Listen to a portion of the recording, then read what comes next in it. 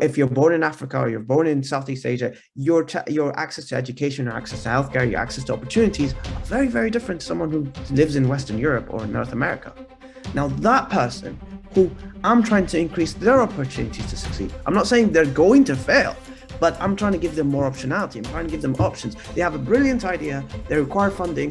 Where they are, they won't get funding. Hello and welcome to Crypto Interviews. My name is Claudio and this is CryptoChain, the channel that brings you crypto news, reviews, tutorials, and interviews with a focus on the Polkadot and Kusama ecosystems. And talking about Polkadot and Kusama, joining me today is Sam Elamin from Imbue Network. He's actually an engineer. He was an ex-CEO of Kylin Network as well, if you're probably familiar with the Oracle solution for Polkadot, and also Pichiu, the Oracle solution for Kusama.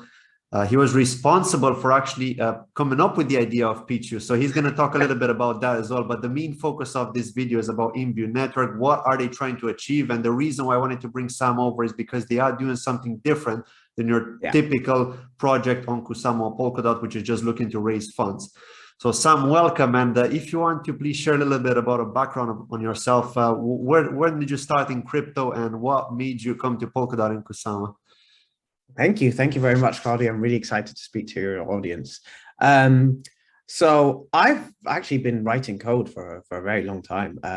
It feels very, very long time. So I've been building distributed systems in a variety of different places like Discovery Channel, Sony PlayStation, Just Eat. But over the past year and a bit, I've been mostly focused on Web3. And when I look through all the projects building on Web3, I chose Polkadot because of its interoperability. I think that, to me, is what drives innovation.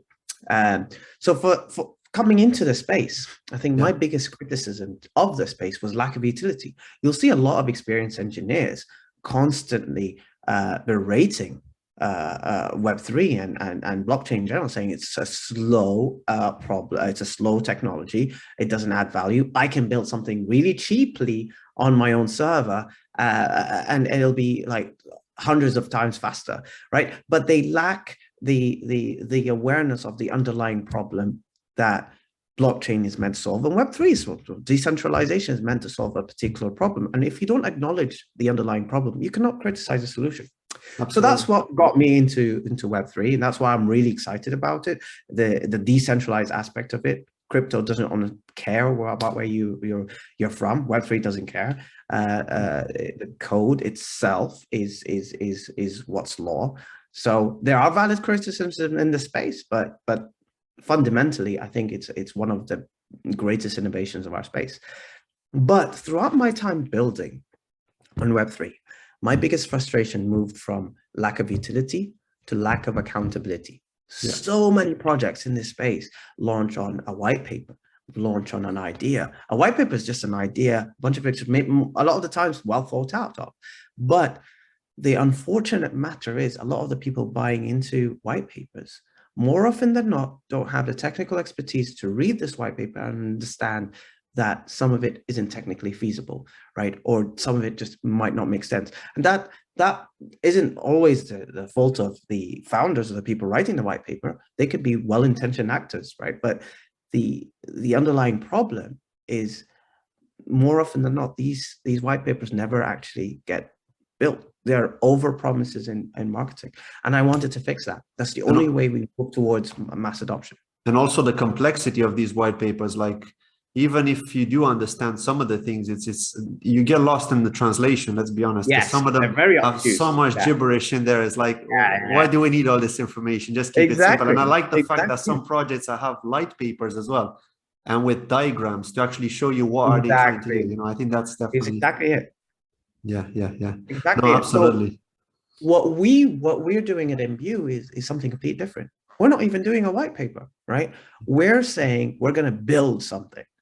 We're going to build something that you guys could use, and then you decide if it adds value or not, right? But not, here's an idea, give us some funds. No, let's build something. Does our community like it? Should we launch this? And if so, fine. That's when we go towards token sales and tokenomics and all of that. But the point is, our ethos at Imbue is you only get rewarded based on demonstrable progress. Absolutely, absolutely. And so what are you doing with the Imbue Network, and how did you come up with this idea of Imbue Network? Yeah. What are you trying to achieve with this project? Yeah. So like I said, my first frustration was lack of utility, and the second frustration was lack of accountability. I promised myself if I'm going to build something from scratch, it has to answer those two main issues, right? So with Imbue is a crowdfunding blockchain. The idea is that you can come up with any proposal, any idea, any white paper, right? And you have a goal, you have an underlying vision, and you want to execute on. And now the people who fund you, the people, your community, the people who believe in you the most, don't get hurt. Because right now in the space, the people who are hurt the most are the communities that believe in the project.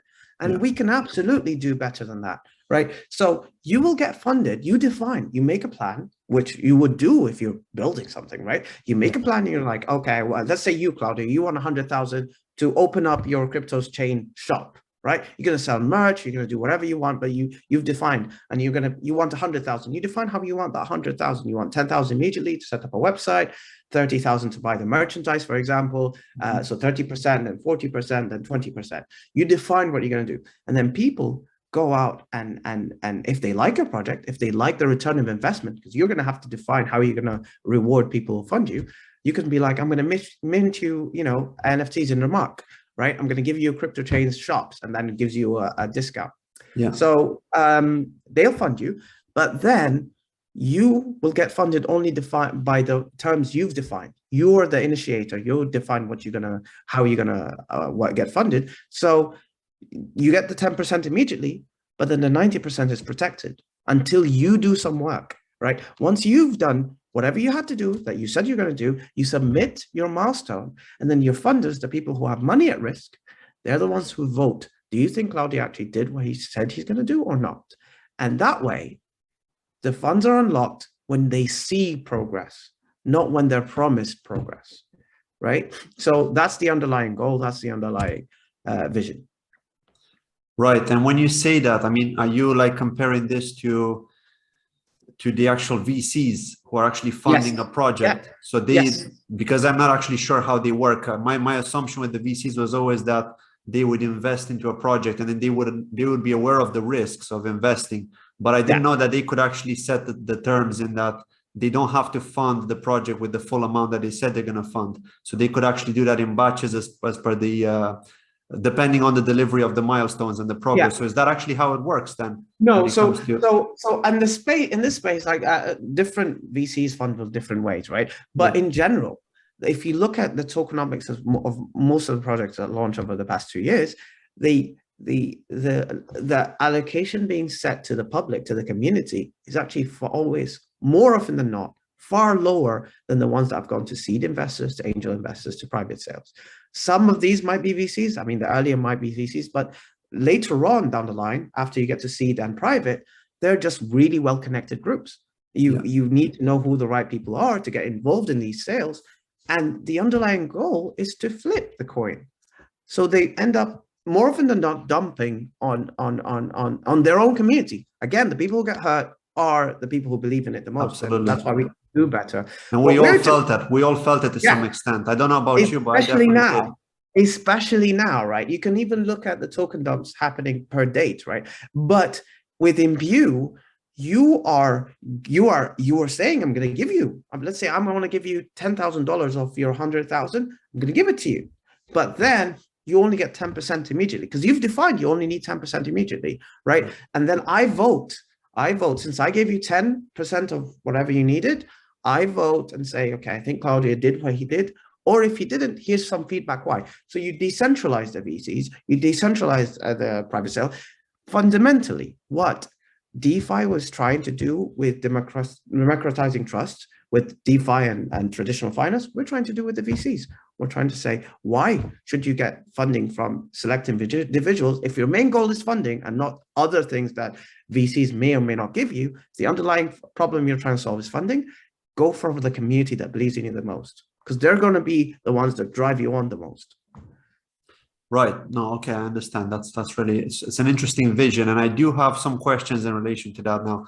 So please, do you foresee, like, how do you foresee looking for potential companies that you guys would want to to invest in or work with, let's say. Cool. Yeah, I mean, that's so cool. I wish I can share my screen here, because what I've been doing, I've been going on these Twitter spaces, and there's so much interest, so much passion about Web3. People want to get involved, and they're like, I'm not a developer, how do I get involved, right? There's so many problems people are facing that decentralization can help with. And what we're trying to do is we're trying to build a platform to drive that innovation, right? It doesn't matter how you do it. The underlying question is why. Why do you want to do it, right? Yeah. Once you have a why, the other answers of how and how do I get there and when, all that gets solved, but you need the why. And what we're trying to do is we're trying to get in touch with people in this space, in the Web3 space, but also in the traditional Web2 space. So much interest in the Web2 space, but they don't lack the expertise and they lack the knowledge and the know-how of getting, but at least they know the why, right? Once that's why we partnered with CyberGear. They've got so many contacts in the Middle East region around projects who want to build. But not only that, they themselves are going to propose ideas and build on it. No, that's all our partners. Every partner we list will have to demonstrate their value from day one, not day 30 or day 365. What are they doing from day one? That's why when we launch, you know exactly what you're doing with the utility of day one. So we are trying to get these people onboarded, propose their ideas, drive that innovation. Right. And how are you going to manage the massive influx of meme token projects? Because those are the ones that we're seeing a lot of launch pads, you know, launching these kind of tokens. So that's kind of what we worked with the Web3 Foundation to when we looked at when we applied for our grant, right? The Web3 Foundation goes through a tremendous amount of due diligence and knowledge on trying to understand whether the people behind these projects are credible. They have the expertise, they have the credentials, they have the ability to execute. What we want to do is build a DAO, a council that does a similar process, right? So we're going to have 3 or 4 members from the team and 3 or 4 members from the community, whichever lands on 7. And what we're going to do is this council is now supposed to work on filtering real projects versus unreal projects. But remember, the council, all they do is help you have a well thought out idea. Because the underlying network is decentralized, anyone can submit a project. They'll just pay for it. But remember, if you don't have good tokenomics or a good return of investment, you won't get funded. So you can absolutely launch a meme coin, but you will have to convince people this thing is worth it so they can fund you. And if you're saying, I want 100% immediately, that's a very risky investment compared to someone else who wants 5% immediately and will continue showing their milestones. You can have as many milestones as you want. It's up to you. You're the initiator. Right. And you've mentioned the council. So it's the council that's going to be taking the decisions in the end, right? It's not the community. Yes. So there are certain points where councils need to take action, whether that's approving a project for funding or making decisions where we are unsure about whether or not this project should. So there's questions about, there's so many permutations. For example, you, Claudio, the example I gave you about 100,000, what happens if you only get 80,000 of your required 100,000? Should you get funded or should you not, right? Or in this event of you got funded, you got the full amount, but then you submitted your first milestone and you have 100 voters, but only 3 vote, or 5 vote, or 10 vote, right? You don't have a full voter turnout. So what we want to do is work within the community to define what is an acceptable vote. Should Gaudio be able to get the funds or should we mark this raise as acceptable if you got 80,000? Or should we give you an option of raising more, right? What if you want to get, people want to fund you more and you have 120? So the role of the council is to answer these questions with the help of both the Web3 Foundation and Parity to try and understand, what is the best thing for our ecosystem, but with our community as well. We want to be held accountable to our decisions. So that way we're working in a fully transparent way. We have a full agile board where people can see not only who the team are, but what they're working on and their progress. All this for any funding, right? So we're taking the best practices that have been well-defined over the past 10 years in the IT space into the Web3 space. And that's just something unprecedented. Right. And how many council members are you looking to? 7. We're looking at 7. Whether we have 4 from the team and 3 from the community voted on, or if there's really a massive community, it could be 4 community members and 3 core team members. The idea of the council really is to give direction. We want this to be fully voted on by the community of the token holders. Unfortunately, we're not seeing a lot of turnout on the existing DAOs, right? And initially we need the core group who have a clear vision of what they should do, how the platform should look like, and how to hand over the reins over to the community. Yeah. And once they have that plan in place, then we're good. But if you open it up for everyone to have no clue how this thing works or how it should look, unfortunately, we'll see some of the problems that other DAOs are facing. Yeah, absolutely. And I was actually going to ask you another question in relation to the council and the voting. So what happens if the community doesn't want to vote for any of the projects that put themselves forward because they just seem like scams, for example, right? The majority are scammy, but most launchpads accept them anyway because they receive the money. Exactly. And they want the money at the end of the day. Yeah, or they get a share of the token. So how are you going to manage that situation where over a set period of time, a lot of these scammy projects put themselves through? You're going to reject them. Well, not you, the council is going to reject them together with yourself. And then the community, let's say the community might want some of the community members might say, no, we're not going to see this. We're not going to have it. The council votes no in the end. And then after a set period of time, we continue to see this. How are you going to manage that situation? Because that's also going to be bad for Imbue in a way, because you're not seeing any onboarding, but at the same time, it's good because you're being transparent and you're saying no to the scams. So we have this problem is really interesting. At the moment, what we're doing is we're building a dedicated UI. The dedicated UI has a centralized database element to it to visualize the real projects that are in the space. However, the chain itself, which is ultimately the source of truth, will have these scammy projects, right? But what we will have is functionality to remove the projects from the chain itself if the council and majority of the community agree these projects are scams. They shouldn't even have the option to be funded. They'll be removed, right? So it works the same way. Initially, it's going to be that centralized view so we can help curate, identify the projects that are real, and then visualize them. But at the same time, we can't enforce and say, no, only we decide which projects go in the chain, because then it's not decentralized, right? No, it's true. No, we need the community and the council, but that's my point. Like, so how are you going to manage it if you don't see any projects? All the projects are getting refused. So if nothing is being built, then how are we going to, I don't know, to keep the Imbue network going? Because at the end of the day, so the community requires, not the community, the council requires funding as well, right? Or the devs require funding. So how are you going to? Absolutely. So we've got the treasury, but 2, the underlying issue needs to be identified, which is why can't we get any real projects getting funded, right? Because that's the underlying problem. And then that's where we work with projects identifying what problems are they trying to solve and what's the return of investment.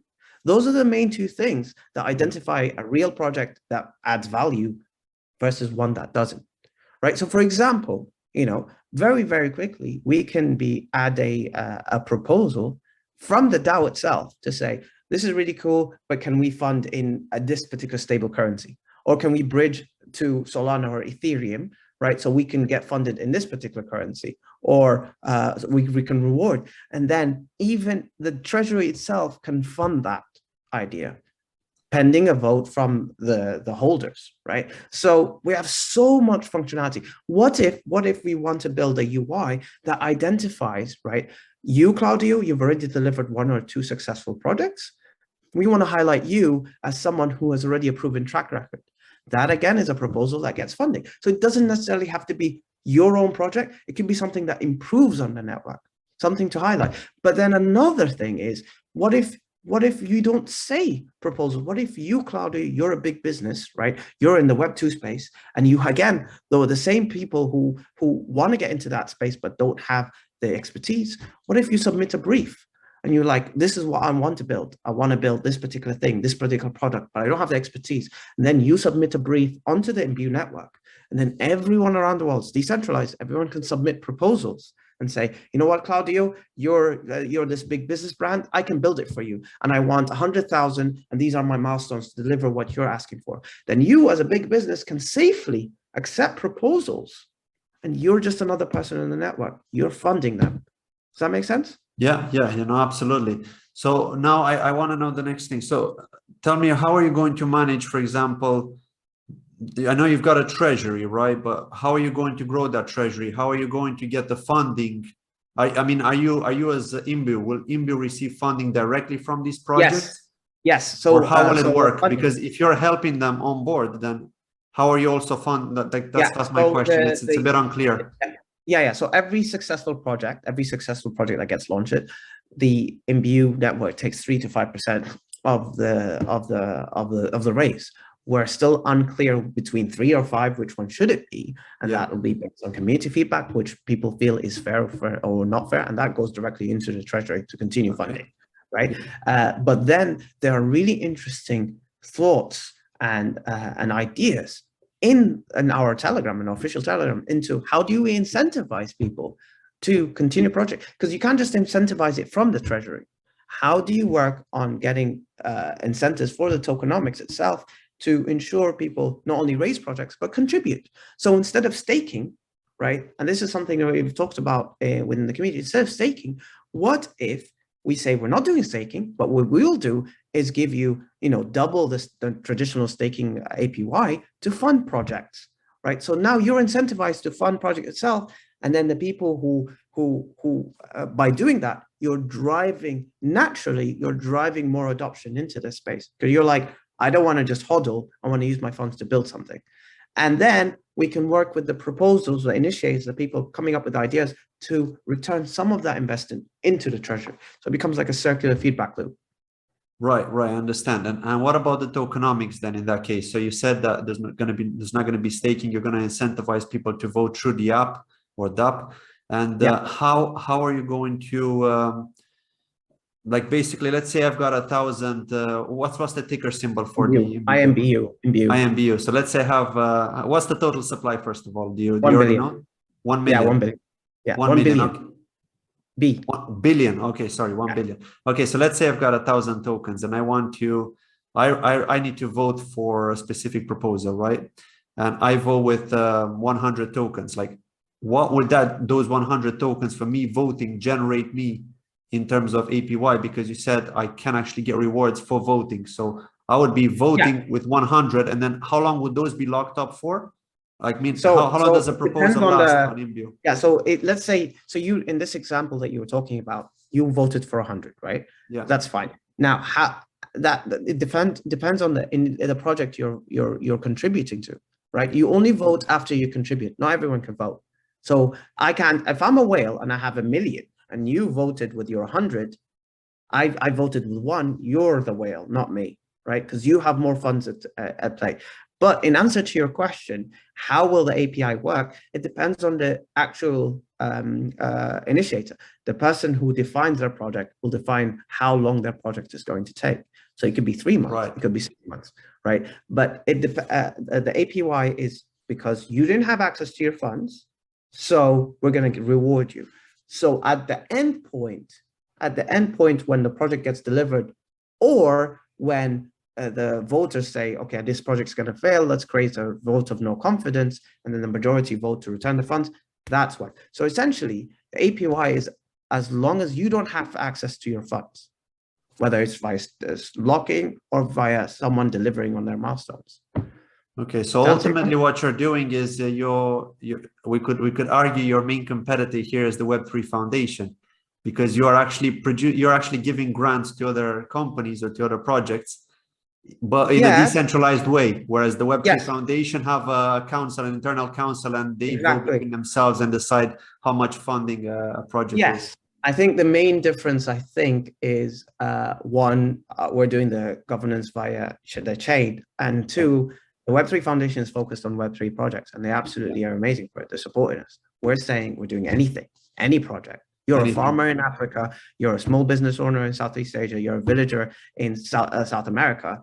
you will require funding. You have all the resources you need to Okay, succeed. so it doesn't have to be a crypto project then. No, it could be Okay, anything. right. I understand. I had the impression that it has to be a crypto No. project. I mean, Okay, we're so that's what focusing on differs crypto you. as well. That's what makes you different as well in a way. Then okay, Exactly. that's Yeah, we're crowdfunding and we're directly answering the utility problem. Someone comes to me, like an experienced dev could be like, "Oh, why are you working in this pyramid scheme?" I'm like, there's someone here like that cannot get access to funds. You know, where you're from, what we have to accept is where you're from dictates your chances of your success. You know, if you're born in Africa or you're born in Southeast Asia, your access to education or access to healthcare, your access to opportunities are very, very different to someone who lives in Western Europe or North America.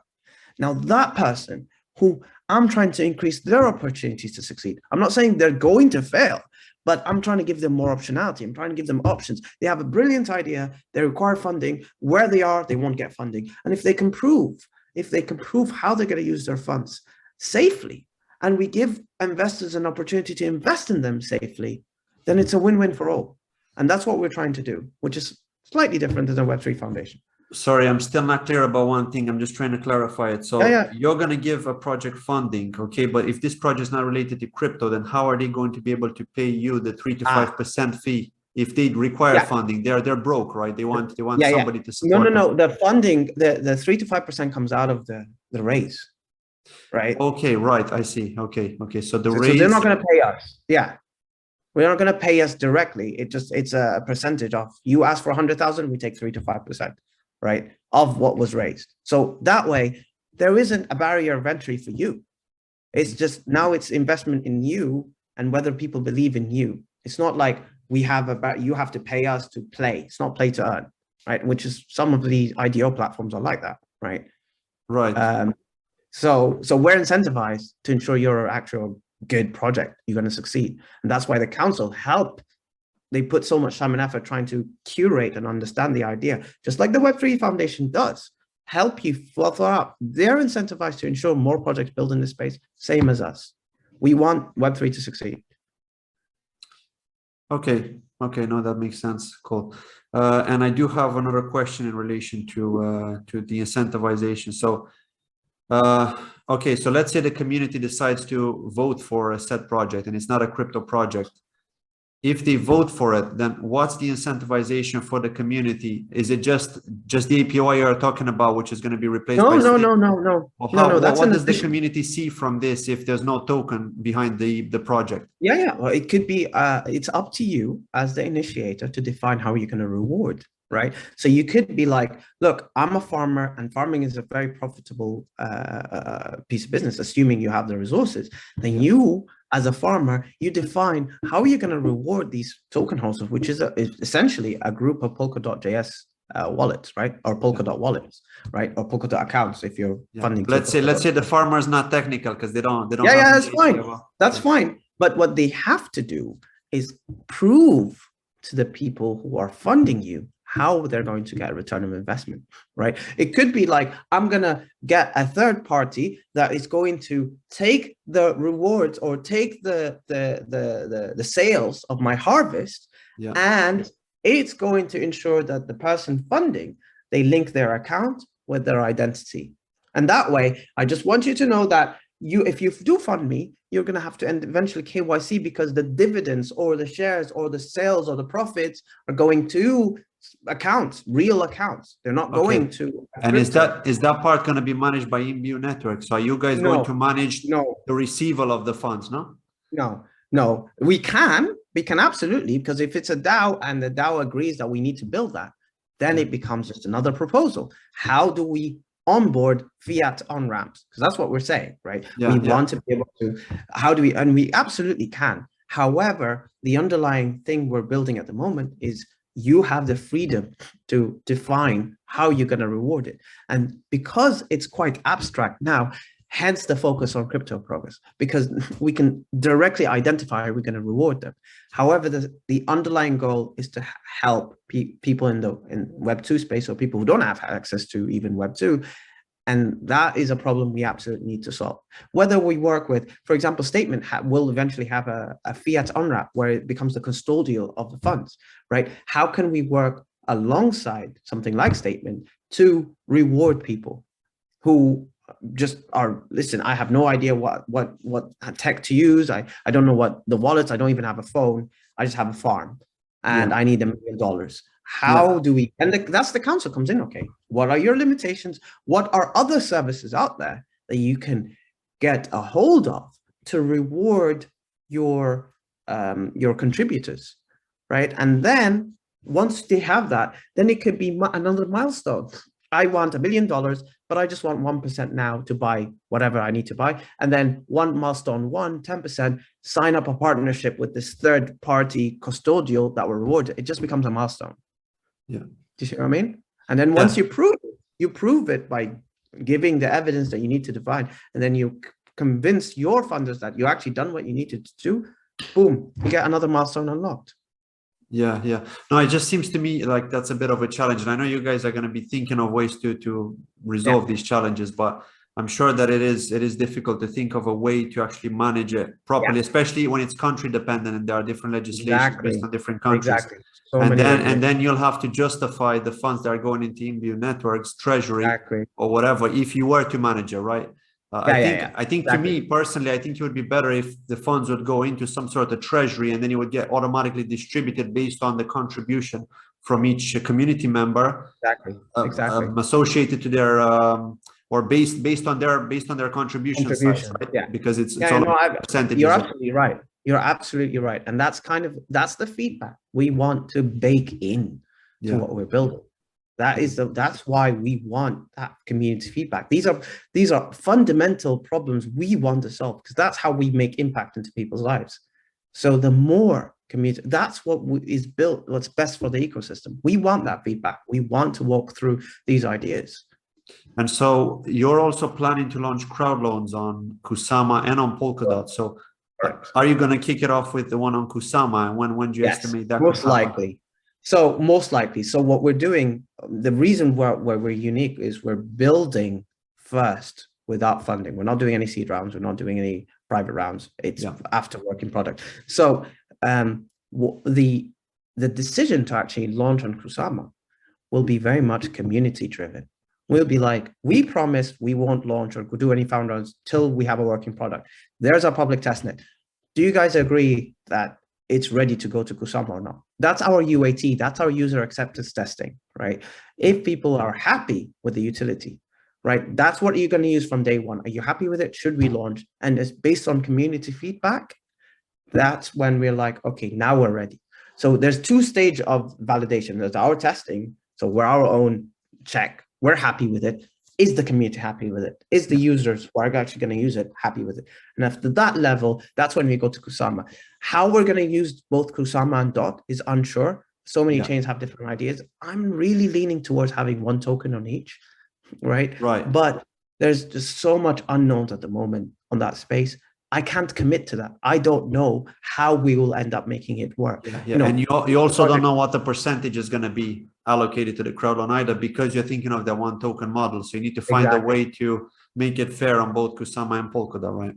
Exactly. So we're definitely going to go to Kusama first. However, the underlying goal is to launch on Polkadot.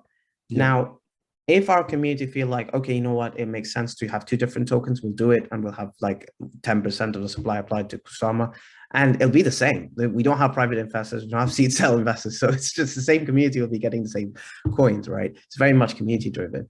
But I very much want consensus within the community about what they want to achieve.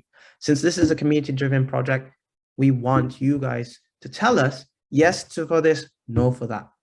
And that very much is what we need. It'd be a pretty cool idea if we do the vote on a testnet, right? And we vote on ideas. So then Kusama is our canary, but we actually have a testnet where we run via on-chain governance what people think. And we'll allocate funds to different people and the identities attached to them if we need to. But the point is, we very much community driven. We want our community to tell us when they think we're ready. Right. No, that's good. Awesome to hear. And just to kind of switch the context now a little bit, how many devs do you have working for Imbue Network at the moment? So we've got around 6, right? So we've got they're on LinkedIn, but we've got Tom Brennan, who's working our UI, is amazing. Honestly, one of the most passionate people I know. They've got Pete. Pete is someone I know from my conferences back in when I was doing conferences in the UK. He's a principal engineer. Everyone in the team has at least 10 to 12 years experience in the Web2 space, right? They aren't just devs that are coming in. The senior devs. Yeah, everyone, every single one. They're not even senior, principal. I would say they're principal level, right? Yeah. They've got decades of experience. They know how to build good software, maintainable software in production, and they're applying all these best practices. And again, the Web3 space, for people who don't know, is very immature. The things being built on top of it. I've written a massive thread about this, when it comes to test, immutable infrastructure, dashboards, all the things that even the smallest startups actually use are just not being applied in the Web3 space. And that's why I really like Polkadot. Rust and Substrate very much comes close to this. The whole point of, Kurokoko, West End, Kusama, Polkadot, these are different environments to give validation. So you don't see the problems that you saw with, for example, the wormhole with Solana and loads of things that are exploits that happen. By having all these validation layers, right, you gain much more confidence in the software you're shipping.